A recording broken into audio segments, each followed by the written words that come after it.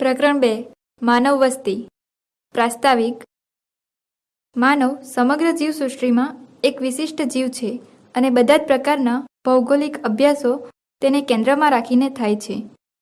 અન્ય રીતે જોઈએ તો તે બધી પ્રવૃત્તિઓમાં સાધન અને સાધ્ય બંને છે.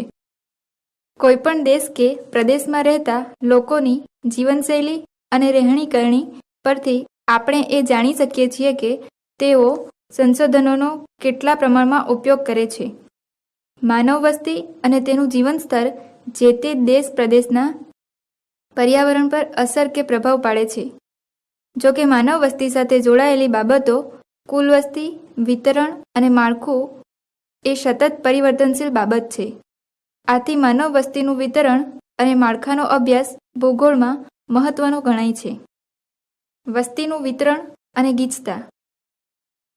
કોઈપણ પ્રદેશની વસ્તી ગીચતા એટલે તે પ્રદેશમાં પ્રત્યેક ચોરસ કિલોમીટર દીઠ વસેલી સરેરાશ જનસંખ્યા.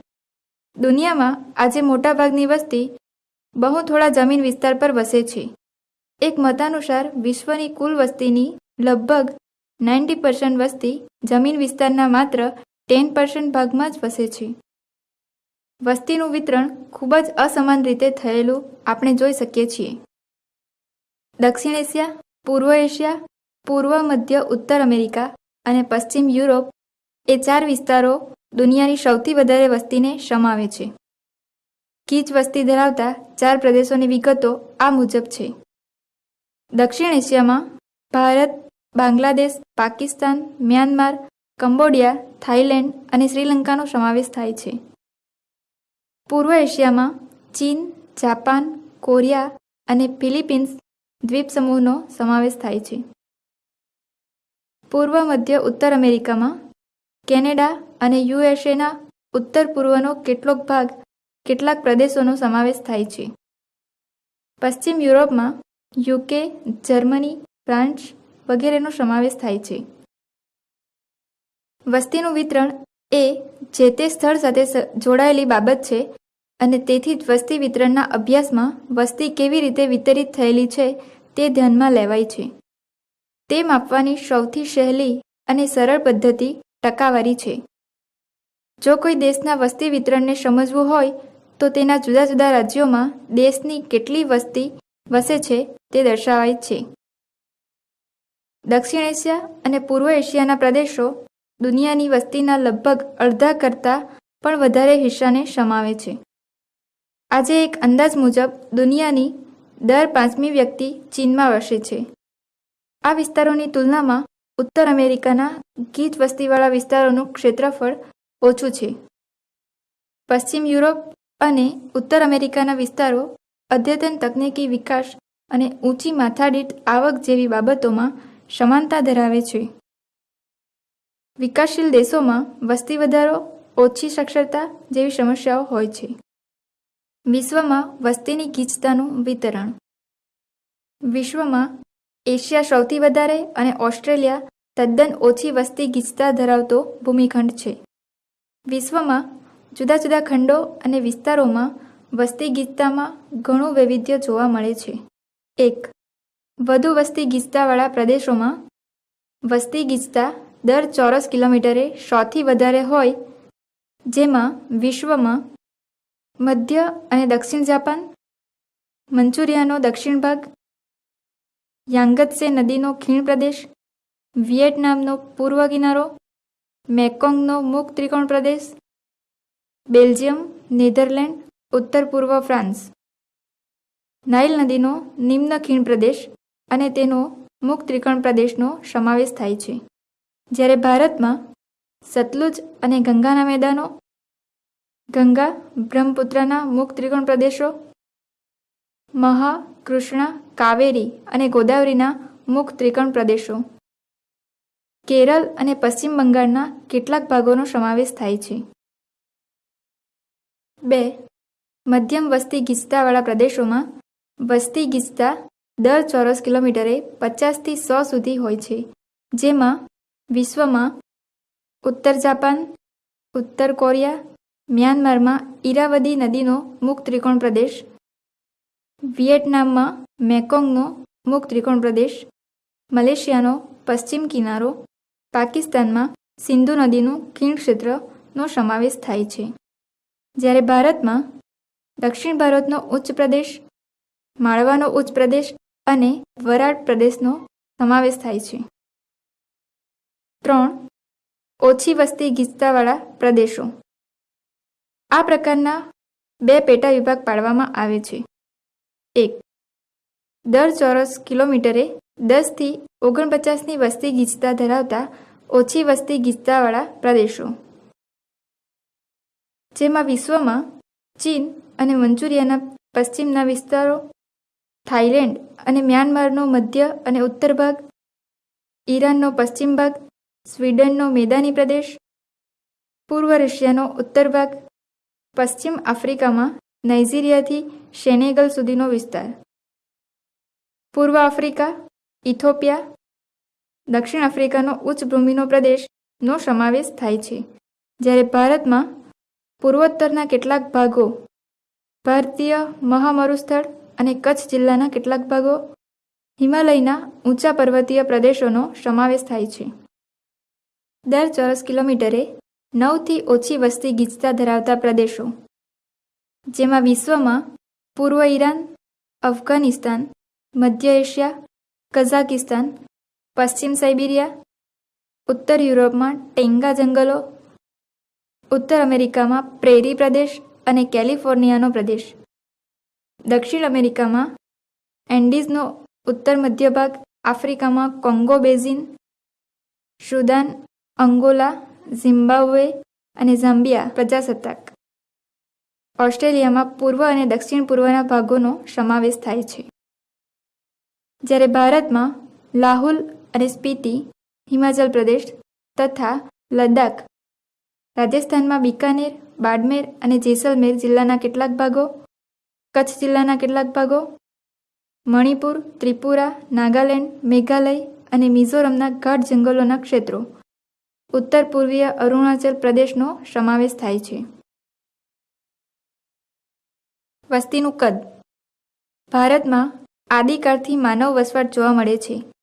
અહીંની ધરતી સુદૃઢ માનવ વસવાટનો ઇતિહાસ ધરાવે છે.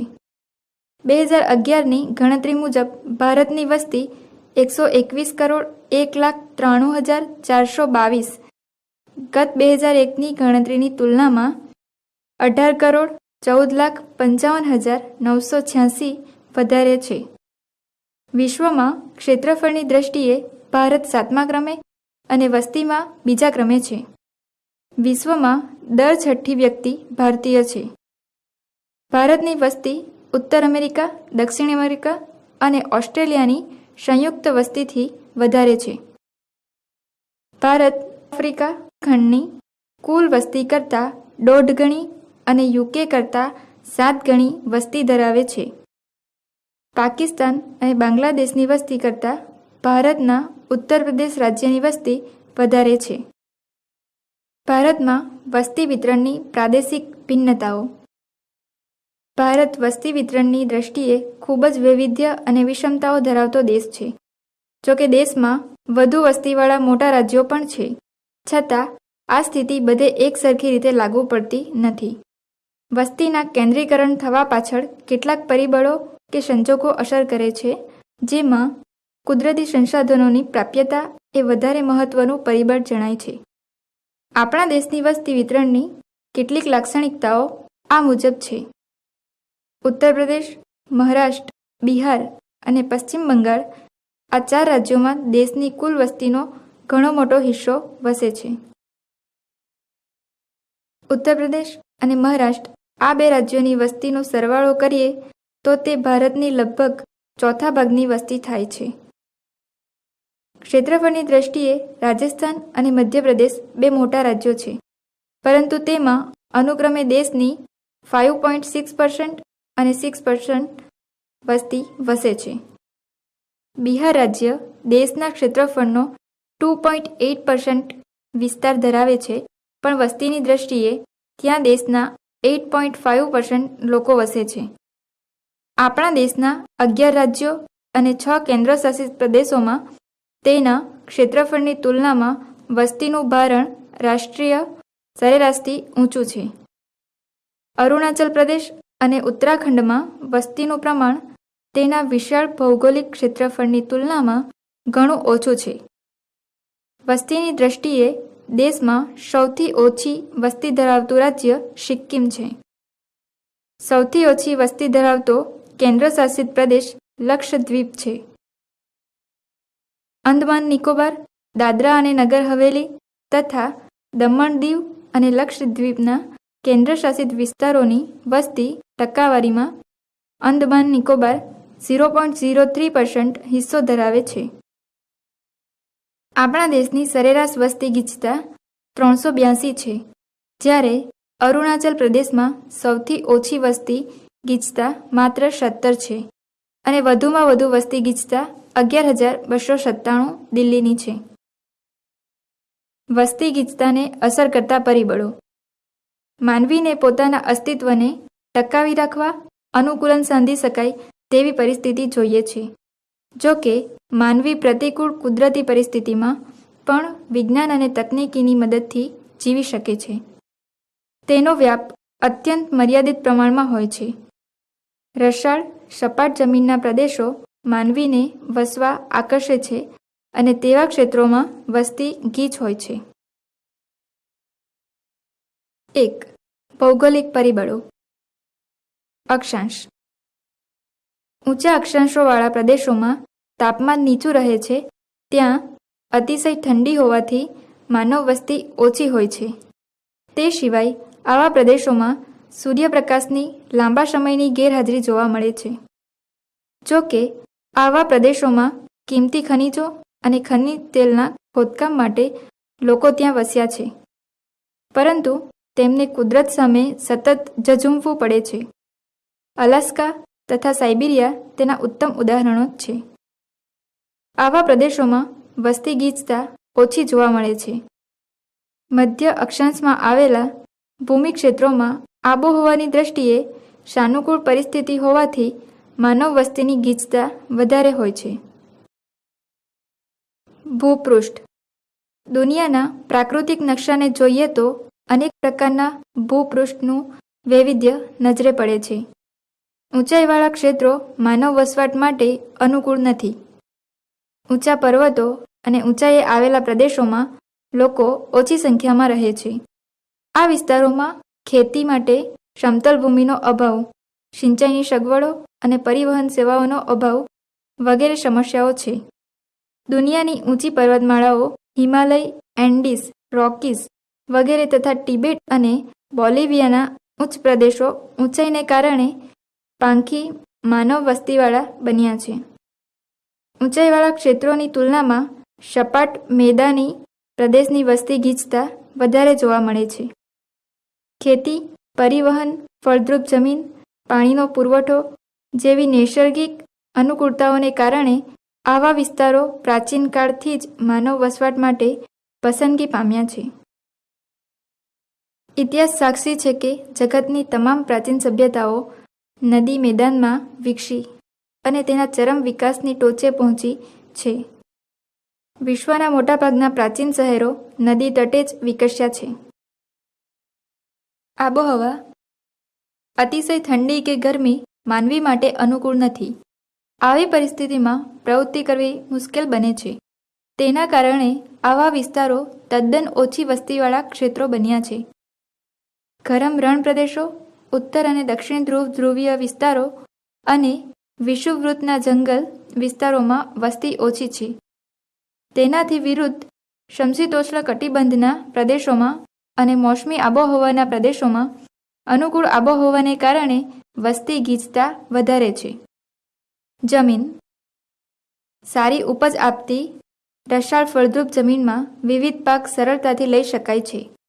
ત્યાં પાકની ઉપજ કે ઉત્પાદન વધારે હોય છે. મર્યાદિત જમીનમાં પણ ઘણા માણસોનું પોષણ થઈ શકે છે. નદીના ખીણ પ્રદેશોમાં આ પ્રકારની અનુકૂળતા હોવાથી ત્યાં વસ્તી ગીચતા વધારે જોવા મળે છે. 2.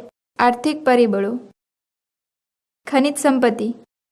અતિ વિષમ કે પ્રતિકૂળ આબોહવાના ક્ષેત્રોમાં પણ જો કિંમતી ખનિજો મળી આવે તો માનવી ત્યાં અનેક ઉપાયો પ્રયોજીને વસે છે.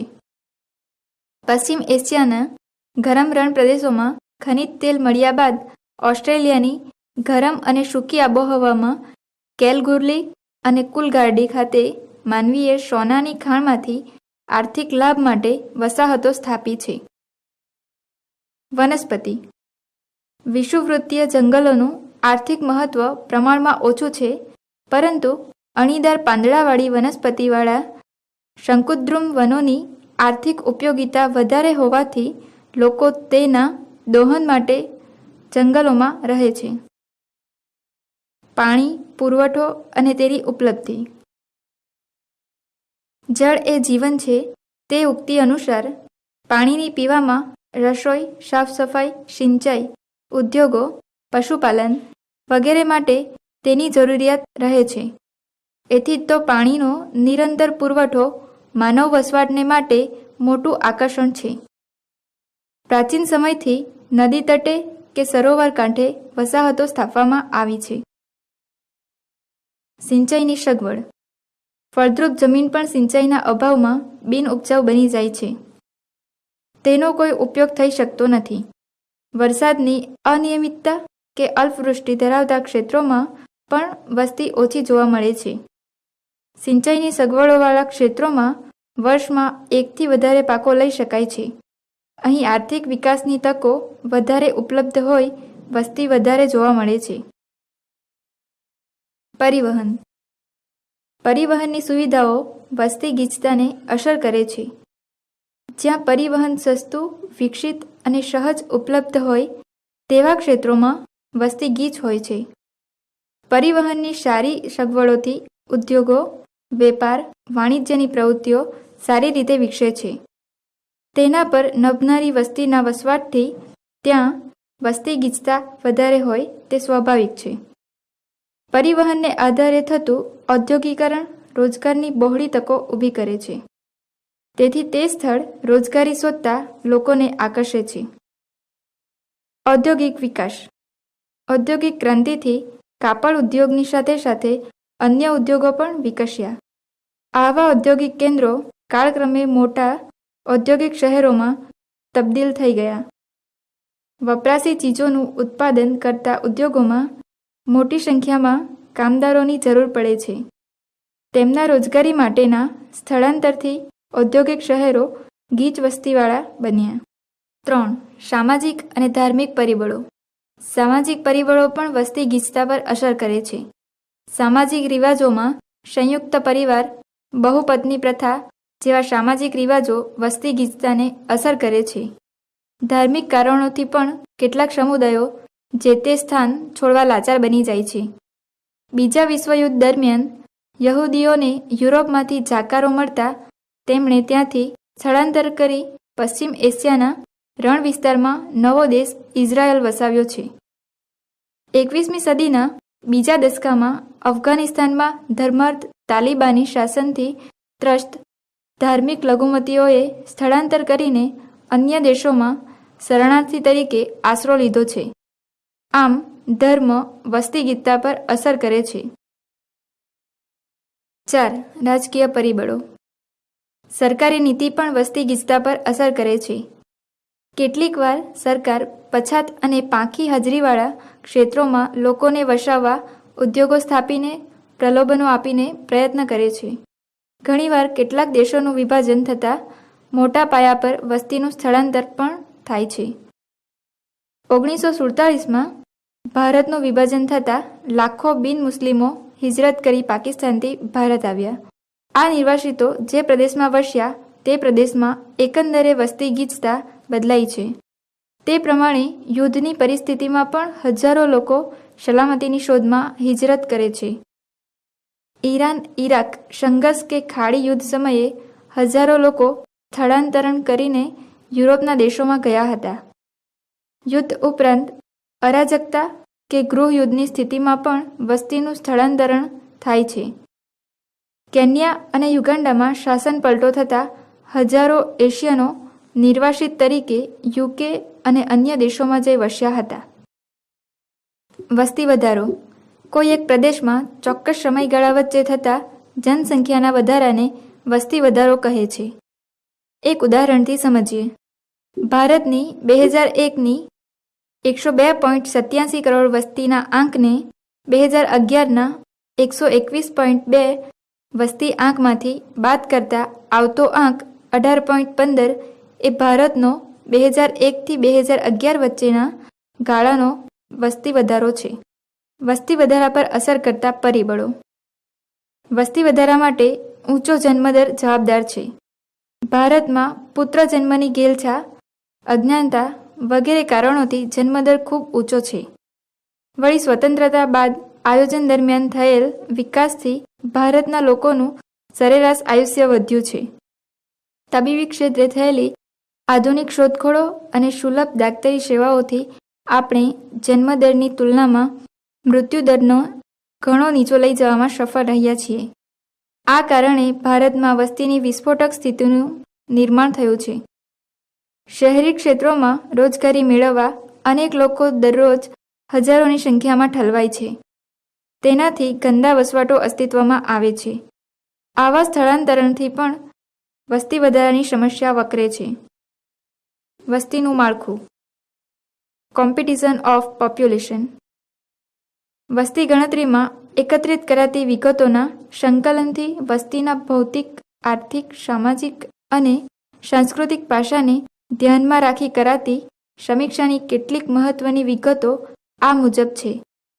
તેનાથી જે તે પ્રદેશોની વસ્તીની ગુણવત્તા જાણી શકાય છે. સ્ત્રી પુરુષ પ્રમાણ. દર 1000 પુરુષોએ સ્ત્રીઓની સંખ્યાને જાતિ પ્રમાણ કહેવાય છે. વિશ્વમાં સ્ત્રી પુરુષ પ્રમાણ વચ્ચે ખૂબ જ નજીવા તફાવત સાથે પુરુષોની સંખ્યા વધારે છે. વિશ્વના દેશો ચીન, ભારત અને ખાડી દેશો સુદાન, લિબિયા, ઇજિપ્તમાં દર 1000 પુરુષોએ સ્ત્રીઓનું પ્રમાણ ઓછું છે અને પેરુ, ઓસ્ટ્રેલિયા, સ્વીડન, ઇથોપિયામાં દર 1000 પુરુષોએ સ્ત્રીઓનું પ્રમાણ લગભગ સમાન છે. તેમજ કેનેડા, USA, મેક્સિકો, દક્ષિણ આફ્રિકા, બ્રાઝિલ, ચીલી, આર્જેન્ટિનામાં દર 1000 પુરુષોએ સ્ત્રીઓનું પ્રમાણ વધારે છે. આપણા દેશમાં પહેલેથી સ્ત્રીઓની વસ્તી પુરુષોની તુલનામાં ઓછી રહી છે. આ અસંતુલન પાછળ બાળકીઓનો ઊંચો મૃત્યુદર, પુત્ર જન્મની ઘેલછા, સ્ત્રી ભ્રૂણ હત્યા જેવા પરિબળો જવાબદાર છે. દેશના જુદા જુદા રાજ્યોમાં પણ આ જાતિ પ્રમાણમાં તફાવત જોવા મળે છે. વસ્તી ગણતરી 2011 મુજબ 1000 પુરુષો દીઠ સ્ત્રીઓનું પ્રમાણ શહેરી ક્ષેત્રોમાં 926 અને ગ્રામીણ ક્ષેત્રોમાં 947, જ્યારે રાષ્ટ્રીય સરેરાશમાં સ્ત્રીઓનું પ્રમાણ 940 છે.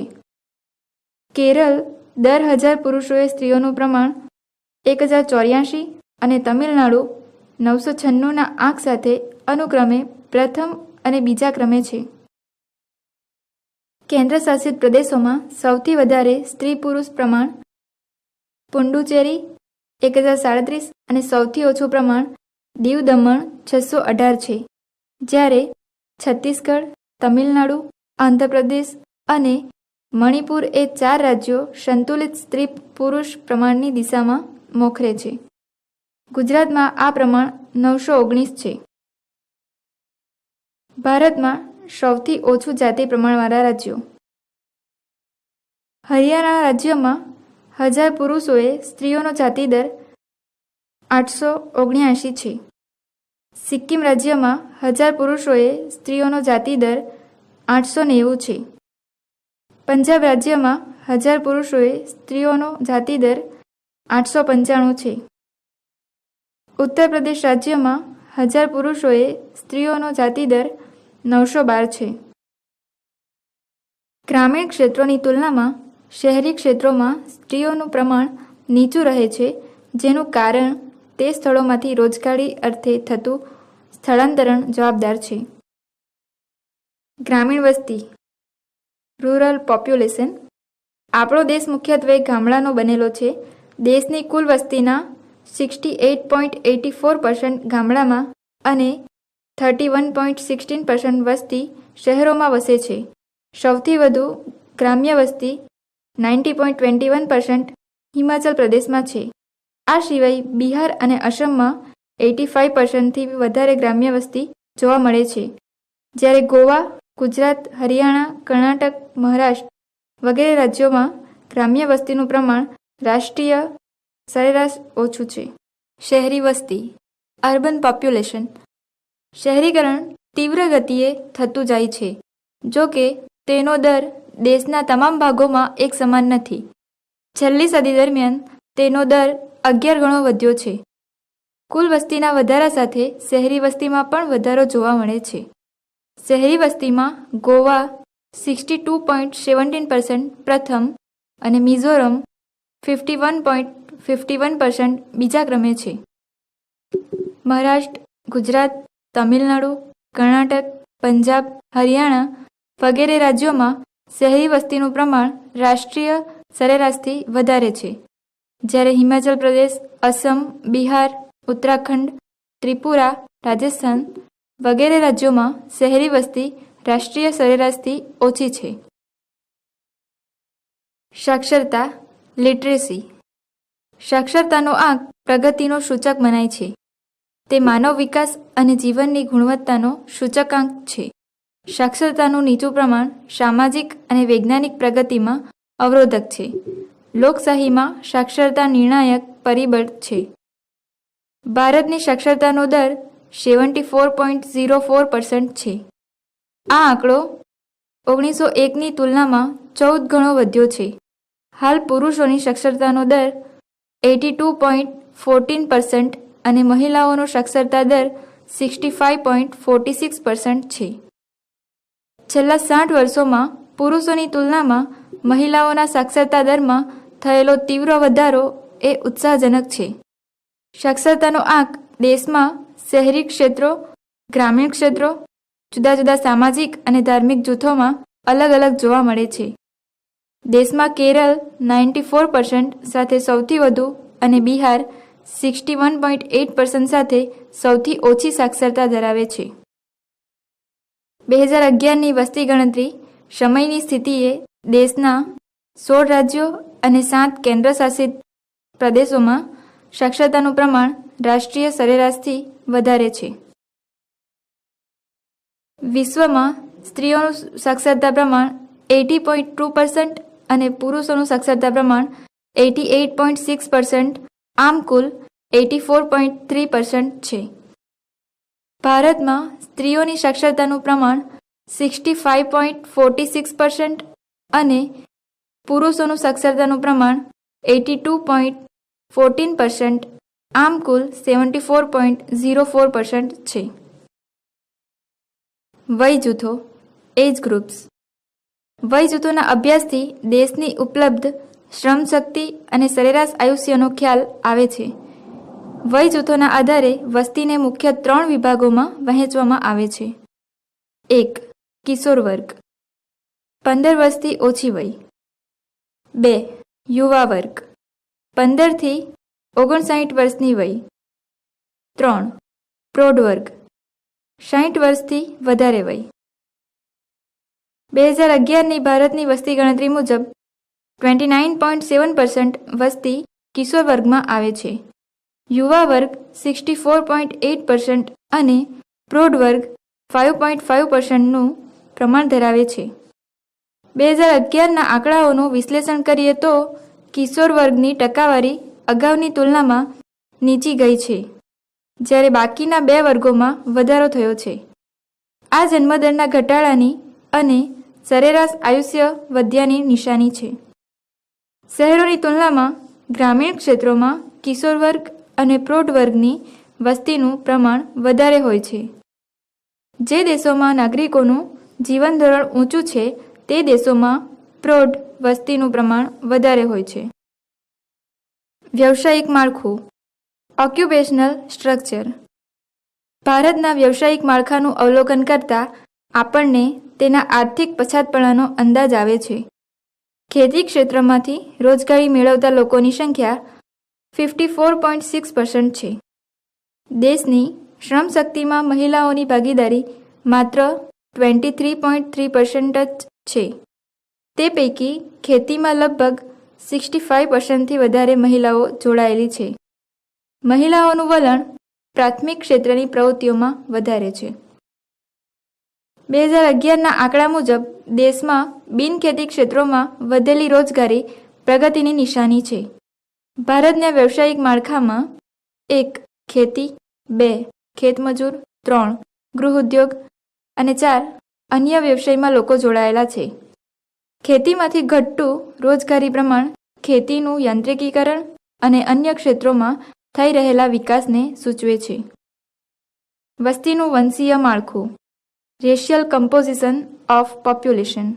ભારત એક ઉપખંડની વિશાળતા ધરાવતો દેશ છે. તેમાં સમયાંતરે અનેક માનવ પ્રજાતિઓ આવીને વસી છે. પાષાણ યુગથી જ વિવિધ પ્રજાતિઓનું અત્રે આગમન અને વસવાટ શરૂ થયો હતો. આ બાબતને મોટાભાગના વિદ્વાનો સ્વીકારે છે. વિદ્વાનોના મતે આફ્રિકા, ભૂમધ્ય સમુદ્ર વિસ્તાર, મધ્ય એશિયા વગેરે ક્ષેત્રોમાંથી તેમનું અહીં આગમન થયું છે.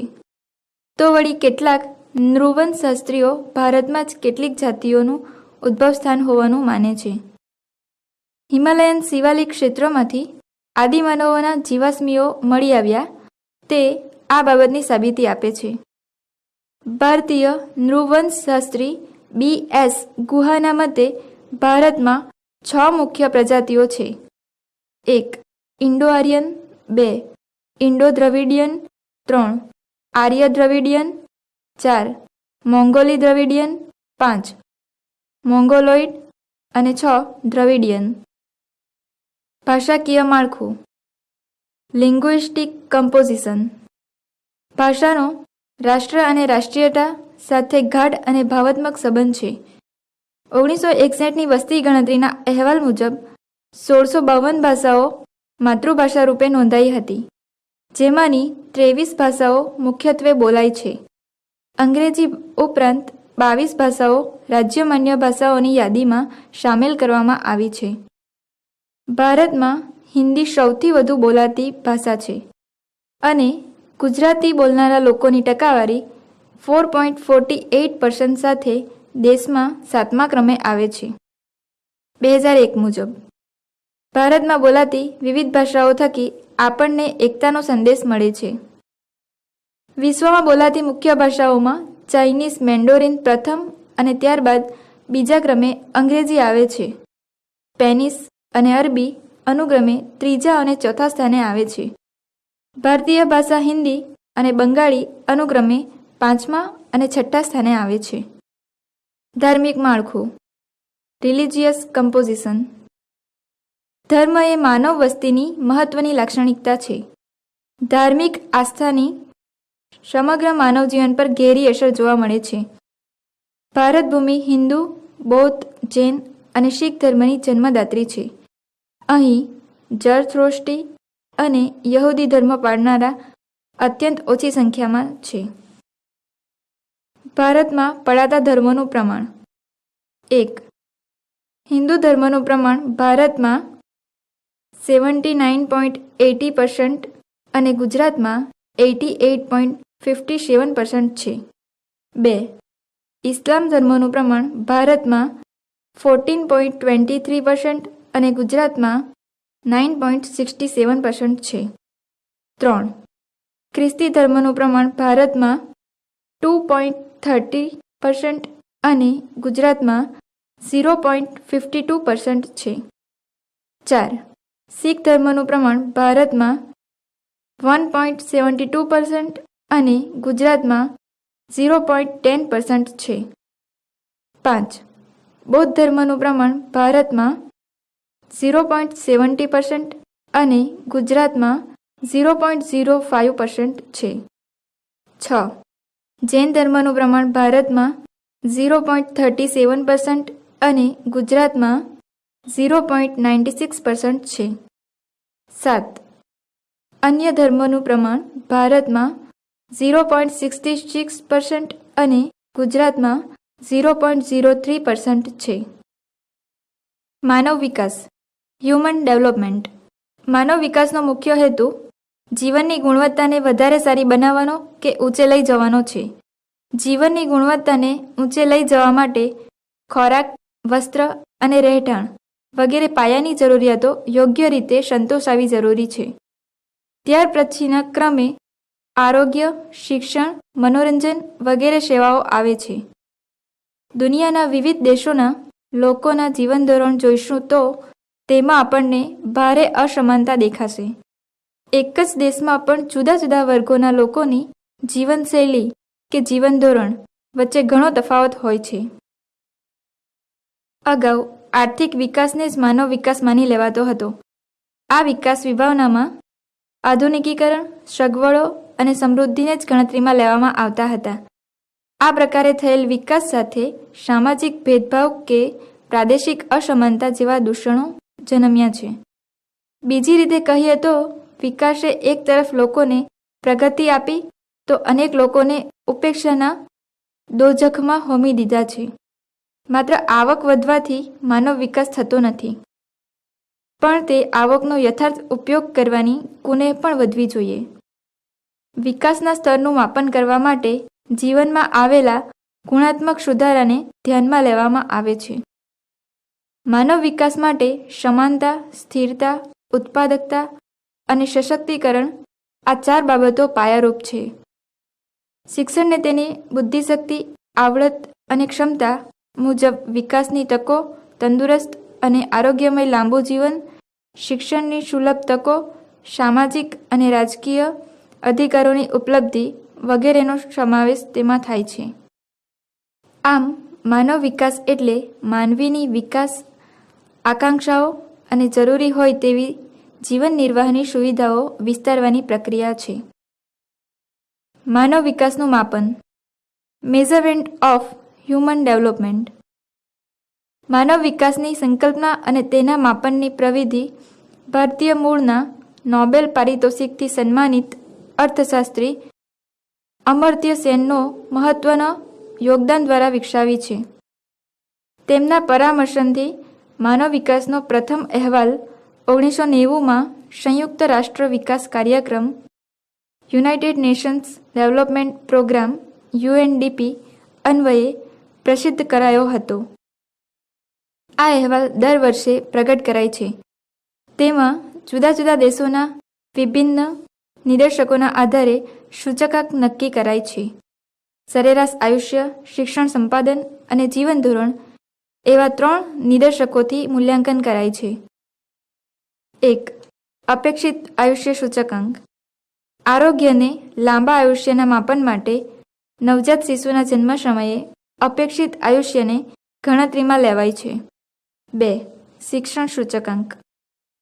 તેમાં શાળાકીય વર્ષોમાં 25 વર્ષની વ્યક્તિએ વિતાવેલ વર્ષો અને અપેક્ષિત શાળાકીય વર્ષોમાં 5 વર્ષનું બાળક પોતાના જીવનમાં કેટલા વર્ષો શાળામાં વિતાવશે એ 2 વિગતો ધ્યાને લેવાય છે. આ વિગતો પરથી સમગ્રપણે શિક્ષણના પ્રમાણના ગુણાત્મક પાસાને મૂલવી શકાય છે. 3. આવક સૂચકાંક. જીવન ગુજરાનના માપન માટે માથાદીઠ કુલ ધરેલું ઉત્પાદન GDPને આવક સાથે પ્રસ્થાપિત કરી તેની ગણતરી કરાય છે. ઉપરના 3 નિદર્શકોને આધારે ગણતરી કરી 0 થી 1 વચ્ચેના સૂચકાંકનું નિર્ધારણ કરાય છે. તે સૂચકાંક કોઈપણ દેશ માટે માનવ વિકાસના મહત્તમ 1 પૂર્ણાંક સુધી પહોંચવાનો તફાવત દર્શાવે છે. આ આંક દેશ વચ્ચેના માનવ વિકાસ અંતરને પ્રતિબિંબિત કરે છે. આજે દુનિયાના દેશો સર્વાંગી વિકાસ માટે પ્રયત્નશીલ છે, ત્યારે માનવ વિકાસને અવગણવો કોઈ દેશને પોસાય તેમ નથી. માનવ વિકાસ સૂચકાંક અને ભારત. 2015માં બહાર પાડવામાં આવેલા માનવ વિકાસ અહેવાલમાં 188 દેશો અને તેના માનવ વિકાસ સૂચકાંક મુજબ વર્ગીકૃત કરાયા છે, જેમાં નોર્વે પ્રથમ ક્રમે છે, ત્યારબાદ ઓસ્ટ્રેલિયા અને સ્વિટ્ઝરલેન્ડ અનુક્રમે બીજા અને ત્રીજા સ્થાને આવે છે.